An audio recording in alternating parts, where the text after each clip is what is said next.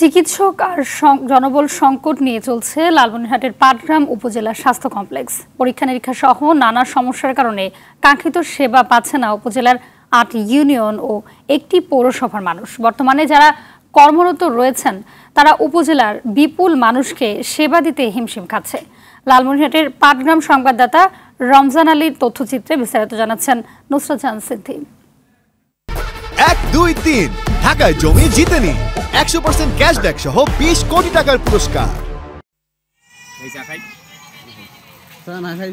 লালমনিরহাট জেলার সীমান্তবর্তী উপজেলা পাটগ্রাম জনসাধারণের স্বাস্থ্যসেবার একমাত্র ভরসা এখানকার স্বাস্থ্য কমপ্লেক্সটি, যেখানে প্রতিদিনই ভিড় করেন কয়েকশো রোগী।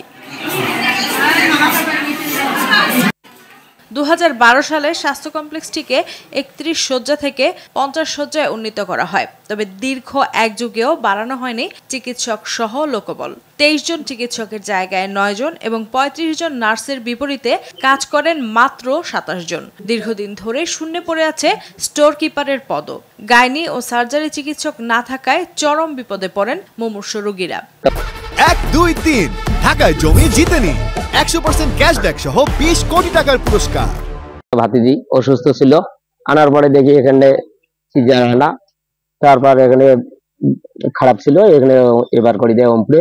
গাইনি ডাক্তার অবশ্য অপারেশনের ডাক্তার, সার্জারি ডাক্তার না থাকার কারণে আমাদেরকে রংপুর যেয়ে করতে হয়।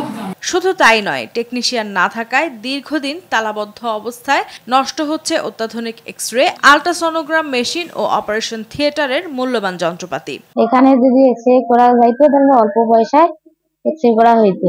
এখানে ডাক্তারের কারণে ছোট বড় অপারেশনগুলো আসে না, এর কারণে আমরা রংপুরে যাইতে হচ্ছে। সমস্যার সমাধানে ঊর্ধ্বতন কর্তৃপক্ষকে অবহিত করা হয়েছে বলে জানান উপজেলা পরিবার পরিকল্পনা কর্মকর্তা। এর জন্য আমরা ঊর্ধ্বতন কর্তৃপক্ষকে জানিয়েছি এবং ওনারা অতি শীঘ্রই এটা মেরামত করে দেবে বলে আমাদেরকে আশ্বস্ত করেছেন। উপজেলাবাসীর স্বাস্থ্যসেবা নিশ্চিতে প্রধানমন্ত্রী ও স্বাস্থ্যমন্ত্রীর হস্তক্ষেপ চেয়েছেন ভুক্তভোগীরা।